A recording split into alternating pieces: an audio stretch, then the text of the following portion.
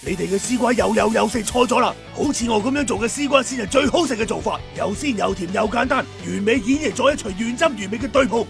今日呢個餸一滴水都唔使放，全靠食材本身嘅鮮味嚟煮熟自己。咁有瓜食有瑤柱食，仲可以撈飯。絲瓜批皮嗰陣批剩少少綠色咁就得啦，留得太多嘅話就會好鞋口。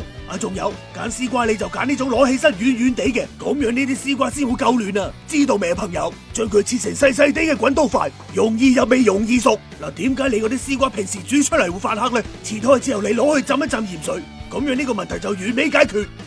絲瓜囊嘅含水分咧就好高嘅，如果我哋要做一啲湯湯水水嘅菜啊，咁呢啲囊就唔使去啊。咁如果係我哋屋企要爆炒水要香啲咧，咁呢啲絲瓜囊咧可以去一下。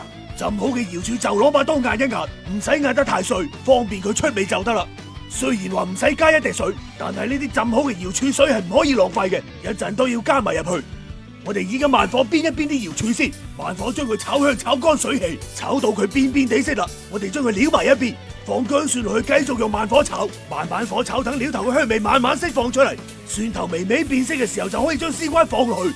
呢個時候火可以開翻大啲，放一圈鬼根味去香增色，直至炒到絲瓜有啲軟啦，放翻剛剛嘅瑤柱水落去。因為啲絲瓜攞鹽水浸過，瑤柱亦都帶鹹味，所以呢度一粒鹽都唔使加落去。吸蓋中細火焗佢3分鐘。呢個時候絲瓜會不斷出水，加埋瑤柱一齊煮熟啲絲瓜，兩種鮮味互相交融。時間一到，打開佢就可以馬上出鑊。呢啲湯先至係佢哋嘅精華所在，一啖飲落去鮮甜到你嘭嘭聲。你哋一定要翻去試下，做人最緊要開心。你今日笑咗未啊？